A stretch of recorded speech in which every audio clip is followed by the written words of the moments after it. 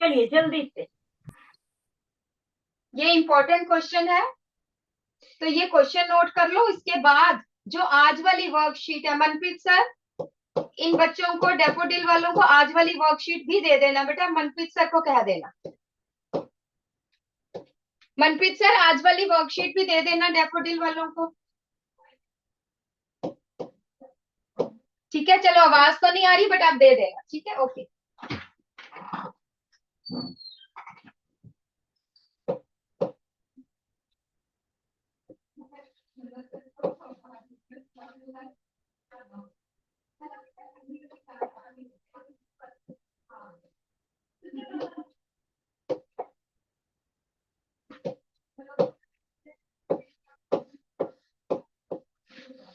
Everybody please draw this figure.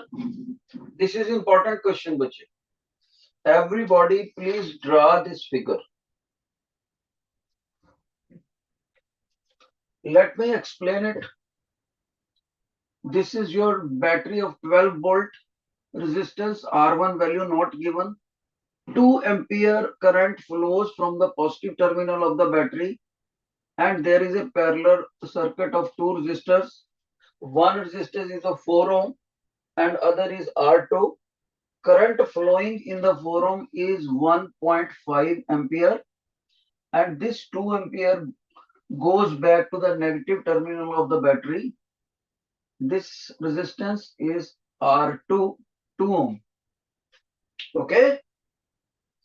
अब ध्यान से सुनो बेटे, पेपर में आपसे 3 क्वेश्चन पूछे हुए। पहला पूछा है voltage drop across R2। Second question पूछा हुआ है value of R2 resistance. Third question पूछा हुआ है वैल्यू ऑफ R1 रेजिस्टेंस। मैं इसको बड़ा अच्छा क्वेश्चन बोलूंगा, और अगर मैंने इसको पेपर में डालना होता तो 5 मार्क्स का डालता।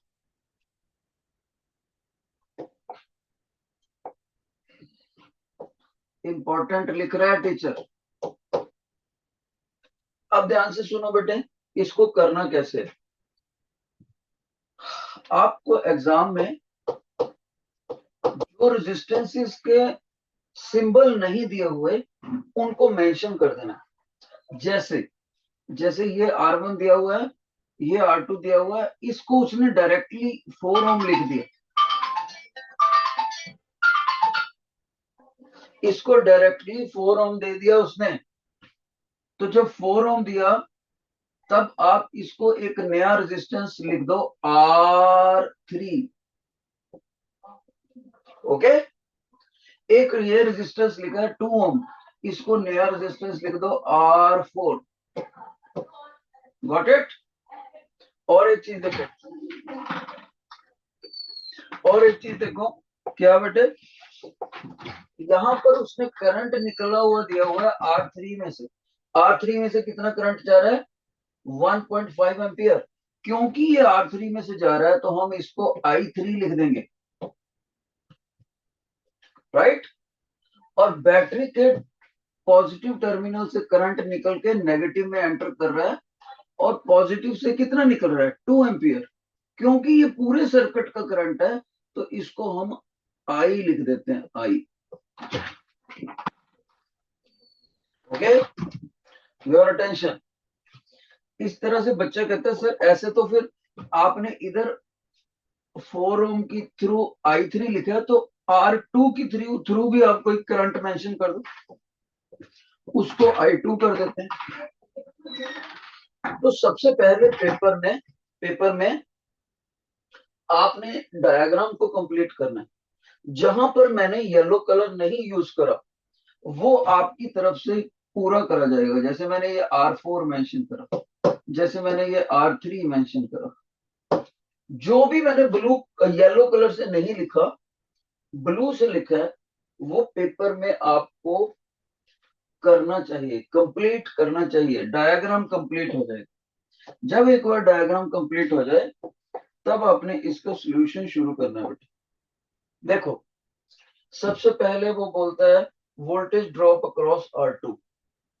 कोई क्लास में बच्चा बता सकता है R2 के अक्रॉस वोल्टेज ड्रॉप कितना होगा? शाबाश बेटे। वोल्टेज ड्रॉप कितना वोल्ट होएगा अक्रॉस R2? कोई बता सकता है बच्चा? नहीं बता रहे।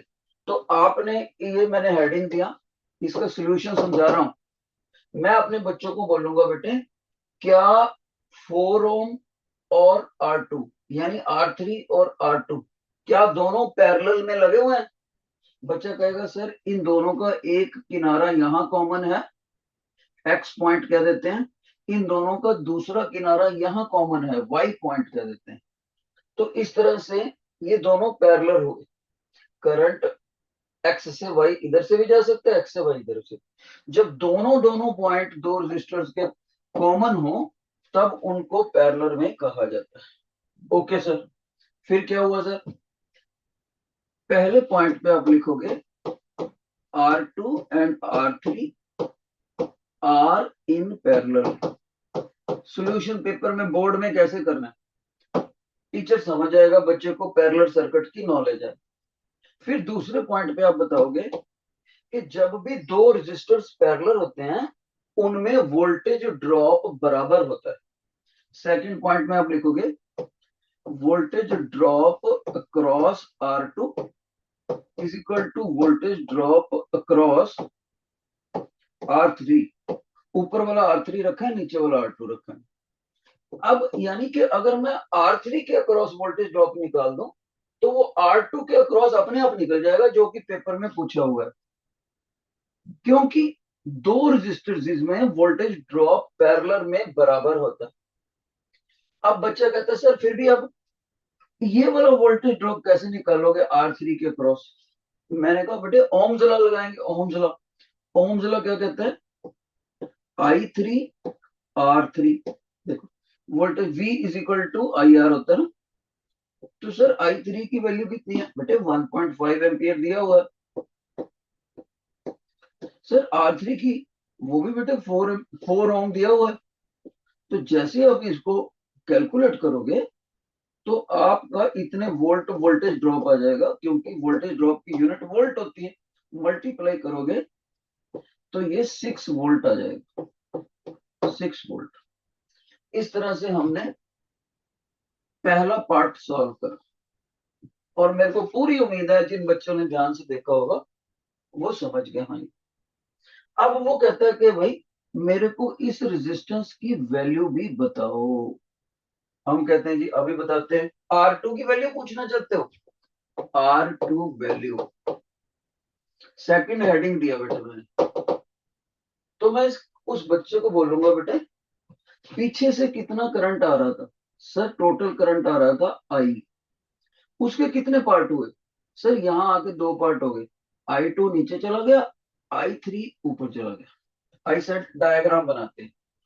तो पीछे से करंट आया I कितना? 2 एम्पियर। ऊपर वाला करंट उसने दे रखा है I3 वाला, वो दिया हुआ है 1.5 एम्पियर। तो 2 में से 1.5 माइनस कर दो, बाकी का करंट I2 के रूप में चला जाएगा। भाई देखो यहां पर टोटल इनकमिंग करंट कितना है? 2 एम्पियर। तो टोटल आउटगोइंग करंट का टोटल भी तो 2 एम्पियर ही आना चाहिए। टोटल 2 एम्पियर है, 1 पॉइंट उधर चला गया तो 0.5 एम्पियर इधर चला गया। किसमें? नीचे वाले में, R2 में।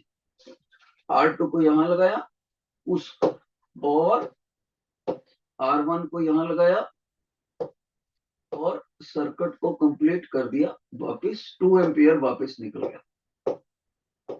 अब गौर से देखो नीचे वाले सर्किट पे R2 के ऊपर आप ओहम्स लॉ लगा दो। सर कैसे लगाएंगे? Voltage drop across R2 is equal to I2 R2। Ohm's law.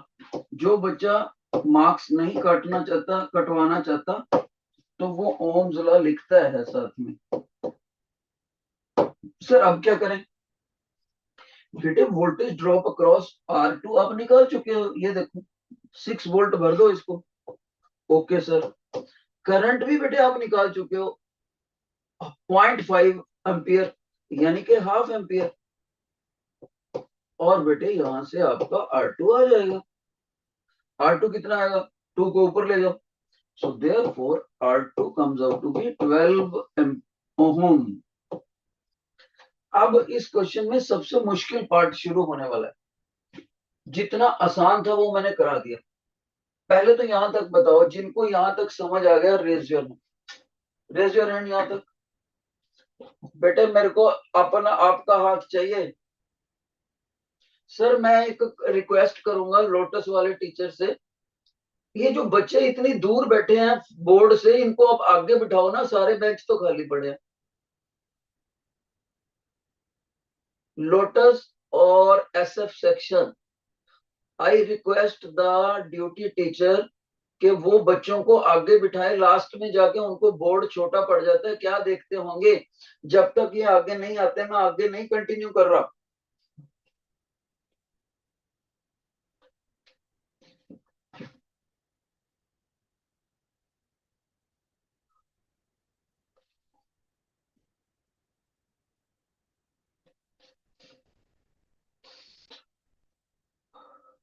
शाबाश, शाबाश बच्चे, ओबीडियंट बच्चे हैं, बहुत अच्छे बहुत अच्छे। मेरे को कम ही उम्मीद थी कि 10th क्लास के बच्चे बड़े समझते हैं अपने आप को, कई बार लेस ओबीडियंट हो जाते हैं।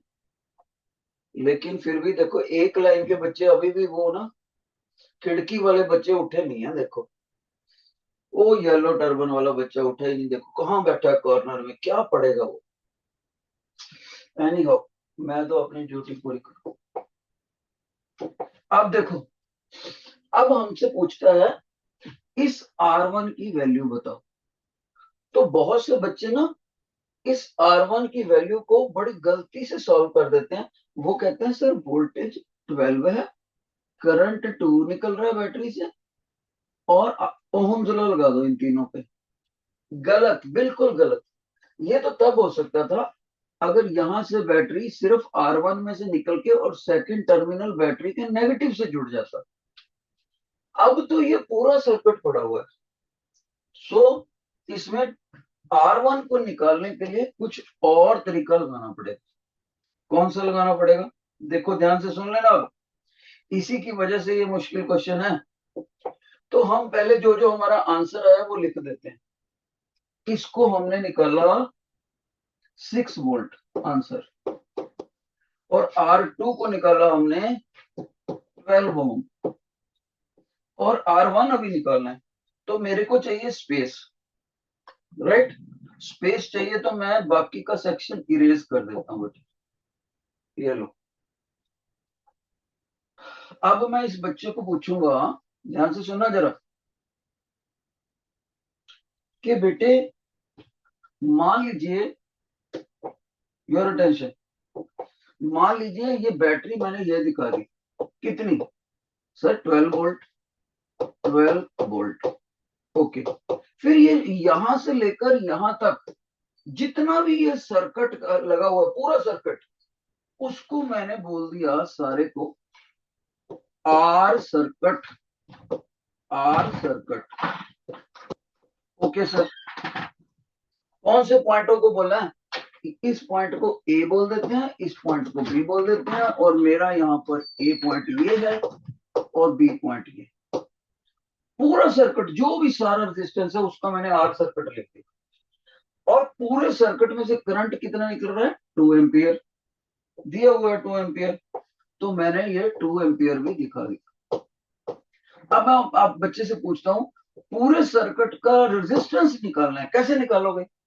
बच्चा कहेगा सर पूरे सर्किट के ऊपर ओहम्स लॉ लगा दो। मैंने कहा बेटे पूरे सर्किट में ओहम्स लॉ लगाया तो वोल्टेज पूरे सर्किट को कितनी मिली है, सर 12 वोल्ट। पूरे सर्किट में करंट शुरू से कितना निकला बैटरी से, सर 2 एम्पियर। तो आर सर्किट आ जाएगा सर, कितना आ जाएगा आर सर्किट, सर इसको डिवाइड कर दो आप, आर सर्किट हो जाएगा 12/2, यानी कि 6 ओम। ओके, इसको नंबर 1 इक्वेशन लिख देते हैं। याद रहे हमने आर सर्किट नहीं निकालना, हमने R1 निकालना है पेपर में। अब हम कहेंगे, टीचर बच्चों से पूछते हैं क्या बेटे कोई और तरीका भी है आर सर्किट निकालने का? बच्चा कहता हाँ जी सर है। पहले आप एक्स और वाई का पैरेलल कॉम्बिनेशन लगा लो। मैंने कहा okay, 1/R(xy) is equal to 1/R3 plus 1/R2। बच्चा कहता है सर ये दोनों वैल्यूज तो आपको पता है, पुट कर दो। R3 उसने खुद ही दे रखा है 4 ओम, और R2 आप निकाल चुके हो। कितना निकाला आपने R2? 12 ओम। मैंने कहा ओके भाई, 1/4 प्लस 1/12। जैसे एलसीएम आया बच्चे,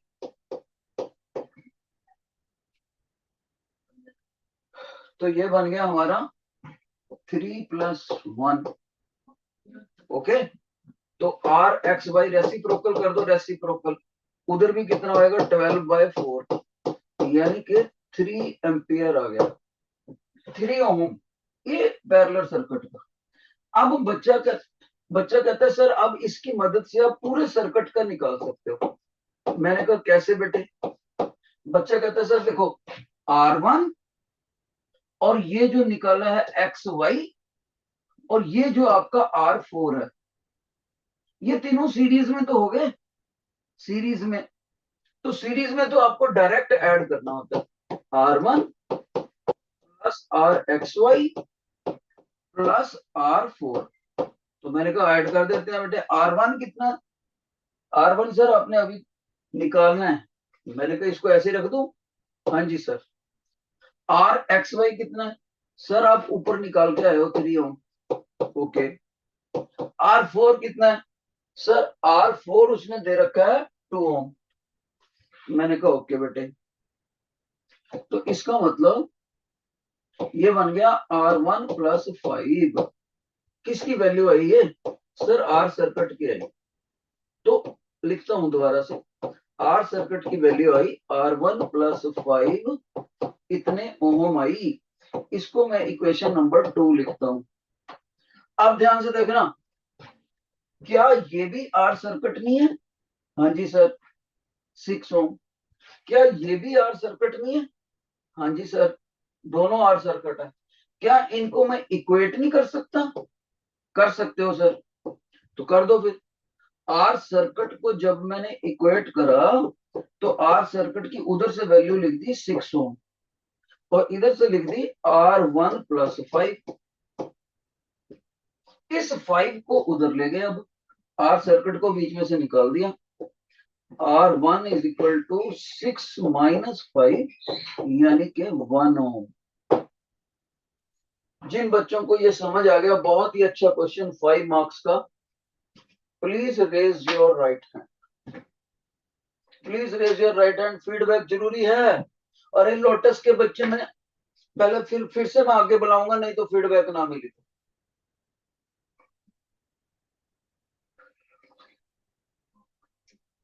भाई लोटस के बच्चों से फीडबैक नहीं मिल रही मेरे को, समझ आया कि नहीं आया? I haven't got the feedback whether you have understood और नॉट। लोटस, अगर नहीं समझ आया तो माइक पे बताओ आकर, इफ यू नीड द री एक्सप्लेनेशन। मैम इनको वो कॉर्नर में बच्चे बैठे हैं उनको आगे बुलाओ प्लीज। लोटस में, लोटस में वो देखो कॉर्नर में बच्चे कहाँ बाहर ही देखे जाते हैं, उन्हें पढ़ना क्या है।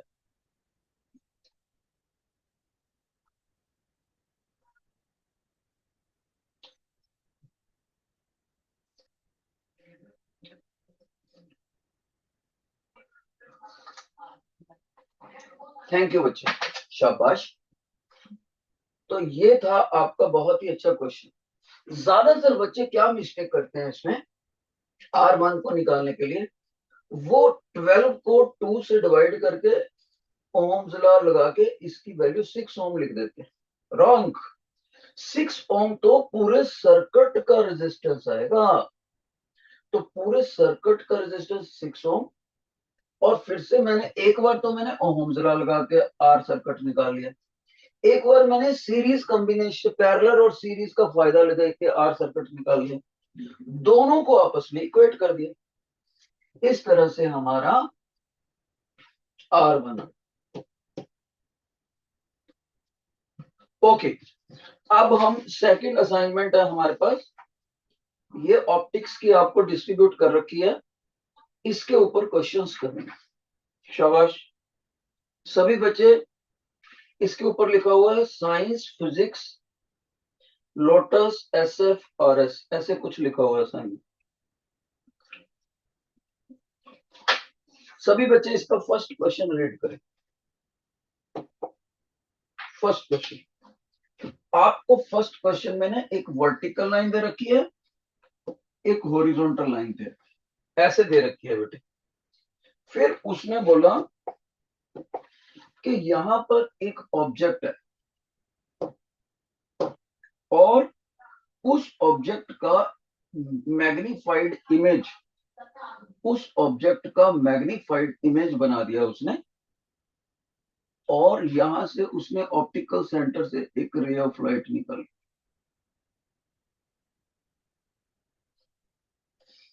फिर एक रे ऑफ लाइट पैरेलल निकाली जो कि इस रे के साथ डाइवर्जिंग है, डाइवर्जिंग। Okay, diverging. तो ये जो डाइवर्जिंग रे है वो गई इधर और ये गई इधर, लेकिन जहां पर ये कोई इंसान इसका इमेज देखने की कोशिश रखेगा करेगा, यहां पर आई रखने के बाद, तो उसको ये लाइंस बैकवर्ड एक्सटेंड करके दिखाई गई है। जहां पर ये इंटरसेक्ट करेंगे बेटे, वहां पर आपका इमेज बनाया गया है। उस इमेज को मैं ये दिखा दिया व्हाइट कलर से। ये आपको क्वेश्चन में दिया हुआ है सब। अब कहता है इस क्वेश्चन को देने के बाद वो आपसे पूछता है ये कौन से लेंस की डायग्राम है, यानी हमसे पूछना चाहता है कॉन्वेक्स लेंस है या कनकेव लेंस है, कॉन्वेक्स है या फिर कॉनकेव है, ये पूछना चाहता है। दूसरी बात, फिर वो पूछता है इस इमेज की नेचर क्या है, इमेज की नेचर। फिर बेटे तीसरे नंबर पे पूछता है कि अगर इमेज का डिस्टेंस लेंस से, इमेज का डिस्टेंस लेंस से, इमेज का डिस्टेंस ये वाला, वो हमें दे रखा है इमेज का डिस्टेंस 30 सेंटीमीटर, और साथ में ये भी बता रहा है कि इमेज का साइज ऑब्जेक्ट के साइज से दुगना है, ऑब्जेक्ट के साइज से दुगना। H image is equal to double of H object. ऐसा करने के बाद हमसे पूछता है कि ऑब्जेक्ट को कितनी दूरी पर रखा हुआ है, यू की वैल्यू पूछी हुई है। ये वाला पॉइंट ऑप्टिकल सेंटर है लेंस का, यू की वैल्यू पूछी। तो कितनी चीजें दी हुई हैं, एक चीज दी हुई है, दो चीज दी हुई है, और पूछी कितनी है बेटे, तीन चीजें पूछी है। एक ये पूछी है लेंस कौन सा, एक इमेज का नेचर कौन सा, और ऑब्जेक्ट कितनी दूरी पर। जिन बच्चों को क्वेश्चन क्वेश्चन समझ आ गया प्लीज रेज करें, क्वेश्चन क्वेश्चन प्लीज बेटे, क्वेश्चन में तो कोऑपरेट करो। आप क्वेश्चन पे भी हाथ नहीं खड़ा करते तो मैं आंसर क्या बताऊं। ये देखो लोटस के तीनों बच्चे सेंट्रल लाइन में बैठे हैं, तीनों को क्वेश्चन नहीं समझ आया जी, सरप्राइजिंग। अभी दो को आया तीन में से, एक बच्चे को क्वेश्चन में नहीं समझ आया। ओके, अब कहने पर करते हैं हाथ, पता नहीं क्या बात है। देखो बेटे, अगर मैं आपके स्कूल में सामने खड़ा होकर पढ़ाता ना तो मेरे को आपका फेशियल एक्सप्रेशन से जजमेंट हो जाती कि बच्चे को क्वेश्चन दिख रहा है कि समझ आया कि नहीं। अब मेरे को आपका फेस इतना सा दिखता है, छोटा सा डॉट, तो मेरे को हाथ खड़ा कराना जरूरी हो जाता है। शाबाश। अब इस क्वेश्चन में आप एक चीज देखो, सबसे पहले तो ये लाइनें एक्सटेंड करी गई हैं डॉटेड, फिर इमेज बना है। जब भी लाइनों में से जो आपस में लाइनें कट करती हैं उसका पॉइंट ऑफ इंटरसेक्शन लेके इमेज बनता है। अगर इन दोनों में से एक भी लाइन डॉटेड हो, डॉटेड कौन सी होती है, जिसको एक्सटेंड किया जाए, तब ये इमेज हमेशा वर्चुअल बनता है, रियल कभी नहीं बनता, वर्चुअल। ओके सर, हमें कैसे पता लगेगा कि ये वर्चुअल एक्सटेंडेड है कि नहीं है? ये देखो, ऑब्जेक्ट से चलने वाली लाइट असली होती है, वो कभी भी डॉटेड नहीं होती। यहां से गई parallel ray of light focus में से गुजरती है, आपको पता है। अगर यहां पर लेंस हो, गॉट इट, तो मैं बता दूं वैसे वो लेंस कौन सा होगा, कन्वेक्स हो। और जो ऑप्टिकल सेंटर से जाती है वो सीधी जाती है। यानी कि फिर से देखो, मैं यहां पर आपको व्हाइट कलर से लाइनें दिखाऊंगा। जिन लाइनों को टीचर व्हाइट कलर से दिखा रहा है उनको कभी भी डॉटेड नहीं दिखाना, क्योंकि ये असली रेज ऑफ लाइट। और जो बच गई आपकी ये पिंक कलर की और डॉटेड ब्लू कलर की, इसको आपने डॉटेड दिखाया, ये एक्सटेंडेड है। तो पहली बात तो ये इमेज ऑब्जेक्ट से बड़ा है, मतलब मैग्नीफाइड। दूसरी बात, ये डॉटेड लाइनों से बनाया तो मतलब वर्चुअल। वर्चुअल का मतलब हम इसको हाथ से टच नहीं कर सकते। हाँ, लेंस के थ्रू यहाँ आंख रख के देख सकते हैं। ऐसा नहीं है कि हम इसको पीछे जाके लेंस से ऐसे टच कर दें या कागज पे डेवलप करके कागज को टच कर दें, ऐसा नहीं है, सिर्फ लेंस में दिखेगा। ओके, तो तीसरी बात है कि ये इमेज ऑब्जेक्ट के मुकाबले बड़ा भी है। तो तीन वर्ड बन गए, देखो कौन कौन से। जिस पोस्चर में ऑब्जेक्ट है उसी पोस्चर में इमेज खड़ा है, उसकी भी निडल ऊपर है, इसकी भी निडल की टिप ऊपर है, उसकी भी ऊपर है, इसलिए ये इमेज बना इरेक्ट। और क्योंकि इसको टच नहीं करा जा सकता, सिर्फ लेंसेज से देखा ही जा सकता है। टच क्यों नहीं करा जाता है? एक्सटेंडेड लाइनों से जो इमेज बनता है वो वर्चुअल बनता है, वर्चुअल, रियल नहीं बनता कभी भी। और ऊपर से इसका साइज ऑब्जेक्ट से बड़ा है, यानी कि मैग्नीफाइड, मैग्नीफाइड। ठीक है।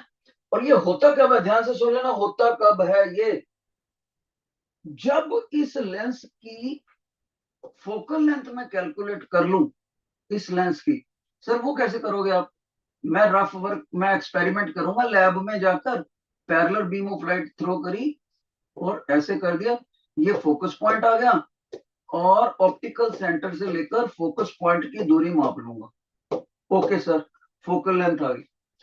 अगर हमारे u की वैल्यू इस फोकल लेंथ से छोटी हो तभी ये सब कुछ होता है। तो याद रखना, कॉन्वेक्स लेंस के अंदर अगर u is less than f, अगर ऐसा हो तब इमेज हमारा बनता है ये वाला। और इसके लिए टीचर बच्चों को मेमोरी टूल देता है। मेमोरी टूल कौन सा? Electronic voting machine. फिर से सुनो, इलेक्ट्रॉनिक वोटिंग मशीन। कब? कॉन्वेक्स लेंस में, जब ऑब्जेक्ट का डिस्टेंस फोकल लेंथ से छोटा हो। वैसे ईवीएम का क्या मतलब है? Erect image, virtual image, magnified image. Erect image, virtual image, magnified image. Okay. दूसरी बात, अब इसमें और भी कुछ पूछा हुआ है हमसे। क्या? इमेज की नेचर हमने बता दी। इमेज की नेचर का मतलब होता है इमेज के करेक्टर बताना, ये नेचर होगी इरेक्ट, वर्चुअल, मैग्नीफाइड। पहले क्वेश्चन का आंसर हो गया, लेंस हमने बता ही दिया कौन सा है, इमेज की नेचर बता दी। अब हमने बताना वी कितना है, वी दिया हुआ है, यू निकालना। तो ध्यान से सुनो, सबसे सभी बच्चे ध्यान से सुनना। मिरर फार्मूला होता है ये वाला।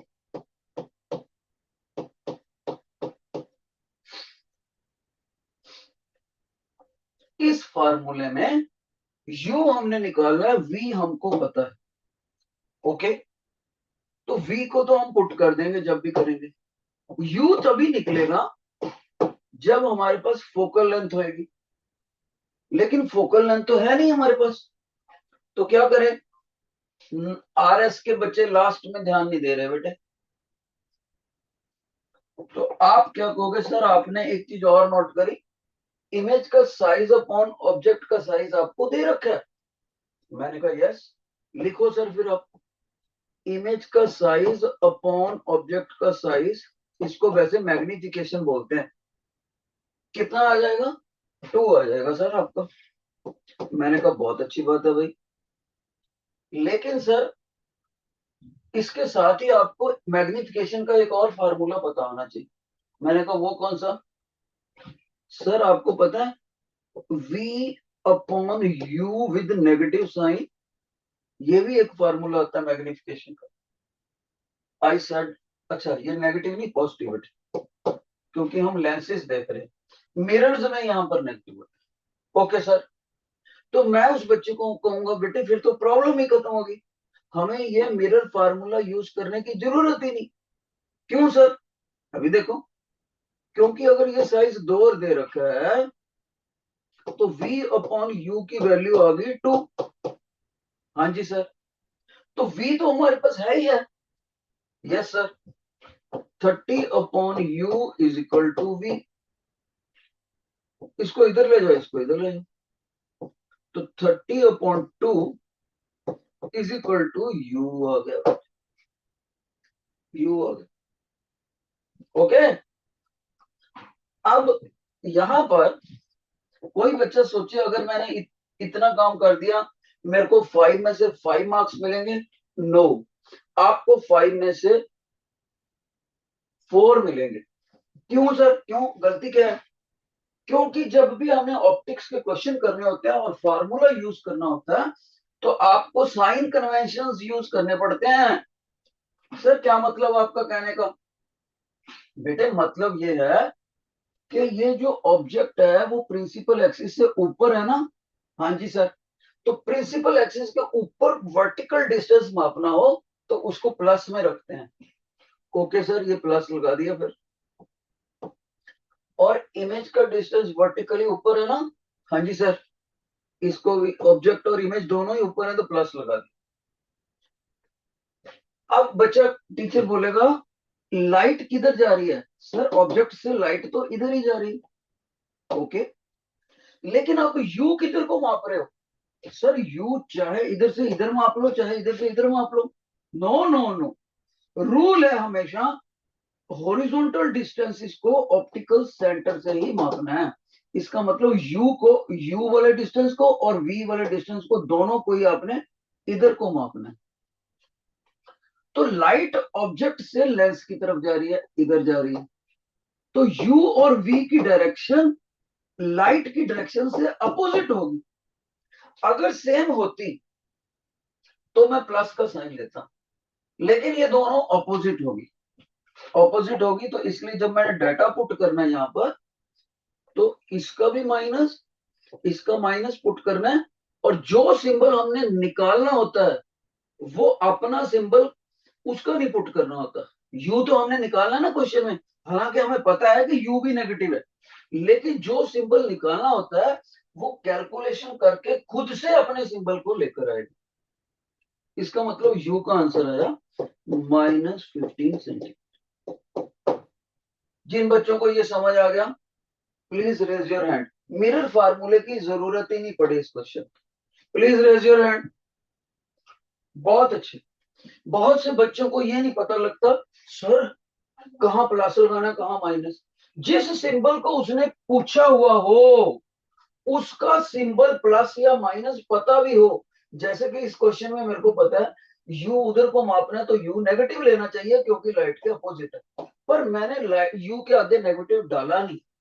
नियम ये कहता है जिस अलजेब्रिक साइन को पेपर में पूछा हो उसका अलजेब्रिक साइन अपने नहीं पुट करना, लेकिन जिसका डाटा पुट करना है, ये देखो यहां नहीं मेरे को पुट करना चाहिए था, ये उसके बाद जब v का डाटा पुट करा तो मैंने 30 नहीं पुट करा, -30 पुट करा। क्योंकि ये डाटा पुट करा तो इसका एवरेज साइन मेरे को डालना पड़ेगा। अब समझदार बच्चे को ये फार्मूला आना चाहिए था। अब जिन बच्चों को ये नहीं आता था, देखो टू तो इसी क्वेश्चन में है, टू को निकाल देना बीच में से, बाकी सारा फार्मूला। जिनको ये नहीं आता था वो क्वेश्चन नहीं कर पाएंगे। अब कोई बच्चा बोले सर इस पूरे क्वेश्चन में आप हमें कम से कम चीज बता सकते हो क्या याद रखनी? बिल्कुल, कम से कम चीज, अगर कॉन्वेक्स लेंस हो, कलर चेंज करता हूं, अगर कॉन्वेक्स लेंस हो और ऑब्जेक्ट का डिस्टेंस फोकल लेंथ से छोटा हो, तब जो इमेज बनता है वो मेमोरी टूल बनता है electronic voting machine, erect virtual magnified. पहली चीज बेटे आपने ये याद रखनी। दूसरी चीज आपने ये याद रखनी है, मैग्निफिकेशन इमेज का साइज अपॉन ऑब्जेक्ट का size is equal to image का डिस्टेंस अपॉन ऑब्जेक्ट का डिस्टेंस। और भी कुछ याद रखना है सर? यस। तीसरी चीज आपको मिरर फार्मूला याद रखना है, किसी और क्वेश्चन में काम आ सकता है, ये कम से कम याद रखना। कितने बच्चे मेरे को प्रॉमिस करते हैं सर ये तीनों बातों तो समझ लो हमने याद कर ली? बता दो, प्रॉमिस करो रेज करके सर हमने याद कर ली। Raise your hand if you have learn. बेटे अगर आपने याद कर लिया तो टीचर को एंश्योर करो yes we have learn. Raise your hand. Okay, अब एक बात और याद रखना, इस पॉइंट को छोड़कर, इस पॉइंट को छोड़कर जिसको टीचर ने डबल बॉक्स में डाला, ये दोनों फार्मूले कॉन्वेक्स लेंस पे भी लागू होते हैं और कॉनकेव लेंस पे भी होते हैं। किसी और क्वेश्चन में कॉनकेव लेंस हो सकते हैं, दोनों पे लगते हैं। ओके, आगे बढ़ते हैं। अब आप देखो बेटे क्वेश्चन नंबर सेकंड पे आ जाओ। क्वेश्चन नंबर सेकंड,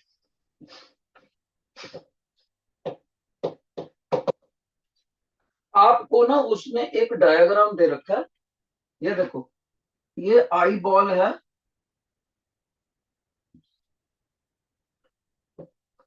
और ये इसका लेंस है।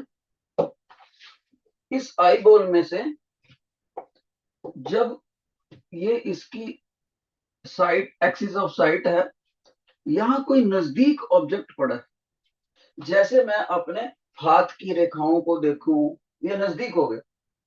दूर का ऑब्जेक्ट, जैसे मैं किसी फ्लाइंग बर्ड को देखूं, पक्षी को देखूं। लेकिन अगर दूर से लाइनें आती हैं तो पैरेलल बीम ऑफ लाइट दिखाते हैं, और हमारे क्वेश्चन में तो नजदीक से लाइटें आ रही, ऐसे ऐसे रेज ऑफ लाइट्स आ रही हैं। अगर ये हाथ की रेखाएं इस बंदे को क्लियरली दिखती होती, तब ये आंख के लेंस ने इन रेज ऑफ लाइट को एग्जैक्ट रेटिना के ऊपर फोकस करा होता। रेटिना के ऊपर, ये वाला रेटिना होता है पीछे। पर देखो गलती क्या होगी, ये यहां फोकस नहीं कर रही, पीछे जाके फोकस कर रही। इसका मतलब है इस बंदे को नजदीक की चीजें धुंधली दिखेंगी। Okay, the person will see near objects, ऐसे नहीं लिखना कैन नॉट सी, आपने near objects as blurred. Blur ये वर्ड याद रखना है, धुंधले। और जिनको नजदीक की चीजें धुंधली दिखे, दूर की साफ दिखे, उस आई डिफेक्ट का नाम होता है दूर की। कैसे? फार ऑब्जेक्ट्स, उड़ता हुआ पक्षी, फार ऑब्जेक्ट उड़ता हुआ परिंदा, वो तो दिखे क्लियर। और नियर ऑब्जेक्ट्स, जैसे बुक के ऊपर लिखी हुई टेक्स्ट, वो दिखे ब्लर्ड, जैसे कि टीचर कह रहा है बुक। अगर किसी में ये दो खूबियां हो, एक डिफेक्ट एक खूबी, तो उसको जो आंख का डिफेक्ट होता है, उस डिफेक्ट का नाम बताएगा कोई बच्चा? What is the name of that defect? दूर की चीजें साफ दिखें और पास की धुंधली दिखें, what is the name of that I defect? एक भी बच्चा नहीं बता रहा यार। Hypermetropia, hypermetropia.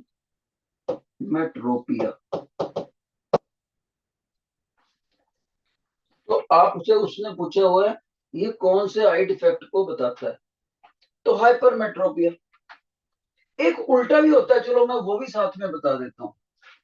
अगर ये मेरा लेंस है और ये मेरी आंख है और ये आगे कॉर्निया हो गया, उसमें पैरेलल रेज ऑफ लाइट आ रही है, यानी दूर से आ रही है, और वो रेज ऑफ लाइट रेटिना से पहले ही फोकस हो गई है, पहले ही रेटिना तक पहुंची नहीं है, तो पॉइंट ऑफ फोकस यहाँ है जो कि रेटिना के ऊपर होना चाहिए, उसमें पीछे चला गया, इसमें आगे ही रह गया।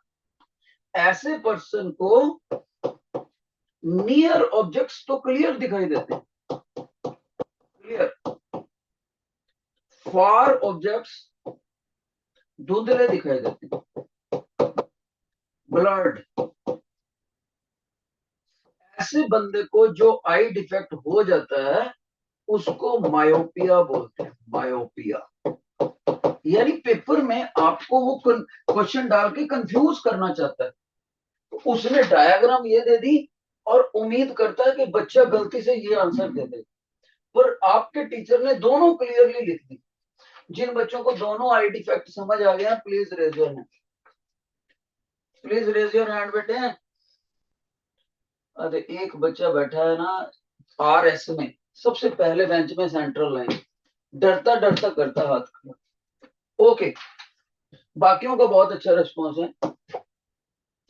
अब हमसे वो पूछता है, ध्यान से सुनना, जैसे बेटे मेरा है ना, जो मेरे को मायोपिया है, दूर के पक्षी वगैरह जो होते हैं वो मेरे को धुंधला दिखते हैं, लेकिन अगर मैंने ये टेक्स्ट पढ़ना हो, नजदीक की चीज, ये मेरे को चश्मे के बिना भी दिखती है, चश्मे के साथ भी दिखती है। वैसे मेरे को चश्मे के बिना ज्यादा क्लियर दिखती है। तो near thing is clear, far object अगर आप मेरे से पूछो सर वो पक्षी कौन सा, पैरट जा रहा है कि क्रो जा रहा है, तो I will not be able to tell, इतना बता दूंगा हाँ कि पक्षी जा रहा है, इसको लगाऊंगा। अब तो आप मेरे से ये भी पूछ सकते हो कि उस पैरट की नेक के ऊपर जो कलर है वो ब्लैक है कि रेड है। तो जब दूर की चीज धुंधली दिखे तो मायोपिया, जब पास की चीज धुंधली दिखे तो हाइपरमेट्रोपिया। एक बच्चा कहता है सर मैं इन दोनों में ना भूल जाता हूँ, भूल जाता हूँ। मैंने कहा उसका मेमोरी टूल बताता हूँ। मायोपिया के स्पेलिंग लंबे हैं, हाइपरमेट्रोपिया के स्पेलिंग लंबे हैं। सर हाइपरमेट्रोपिया के स्पेलिंग लंबे हैं, इसके स्पेलिंग लंबे हैं ना, इसको कैपिटल L से लिखते हैं, और इसके स्पेलिंग छोटे हैं ना, इसको स्मॉल L से लिखते हैं। अब उल्टा याद कर लो, जिसके स्मॉल L है ना, जिसके स्मॉल L है वो बेचारा दूर की चीजें क्लियर नहीं देख पाता। ओके, तो जिसका स्मॉल L है वो नजदीक की चीजें ही क्लियर देख पाएगा आंख के, और जिसकी हाइपरमेट्रोपिया है वो दूर की चीजें भी क्लियर देख पाएगी आंख, दूर का पक्षी दिखाएगा क्लियर दिख, और ये वाला आंख नजदीक ही देख पाएगा। क्योंकि ये नजदीक की क्लियर देख लेता है, इसलिए मायोपिया का एक नाम और भी है, नियर साइटेडनेस। क्योंकि हाइपरमेट्रोपिया वाला चीज दूर के उड़ते हुए पक्षियों को क्लियर देख लेता है, इसलिए इसको फार साइट मैंने नजर, साइटेडनेस मैंने हो गया अबिलिटी। इस आंख के पास दूर की चीजें क्लियर देखने की योग्यता है, फार साइटेडनेस। इस आंख के पास बिना चश्मे के नजदीक की चीजें क्लियरली देखने की काबिलियत है, नियर साइटेडनेस, पर दूर की नहीं देख सकती। जिनको और भी बेटर क्लियर हो गया, raise your hand, raise your hand, शाबाश। कोई हाथ ही नहीं खड़ा कर रहा, तो मैं वेट कर रहा हूँ। ये पढ़िए असाइनमेंट, जैसे ही आप कहोगे कि हाँ सर बेटर क्लियर हो गया तो आगे चले। ये पढ़ा मार्कर, फिर से question, is it better clear now? Okay, अबे लोटस में से रिस्पॉन्स नहीं आया, फिर से पूछता हूं, is it better clear now? Okay, ठीक है। जब तक आपका रिस्पॉन्स नहीं आएगा मैंने टाइम वेस्ट करी जाना है, ये याद रखें। अगला क्वेश्चन, अब वो कहता है ऐसे डिफेक्ट को अगर हमने सही करना हो कैसे करना है और इसका कारण क्या है। ध्यान से सुना, जो हाइपरमेट्रोपिया होता है ना, जिसमें नजदीक की चीजें धुंधली दिखेंगी, उसमें आपकी आंख बिल्कुल गोल होने की बजाय वर्टिकली इलोंगेटेड हो जाती है, यानी रेटिना आगे को खिसक जाता है।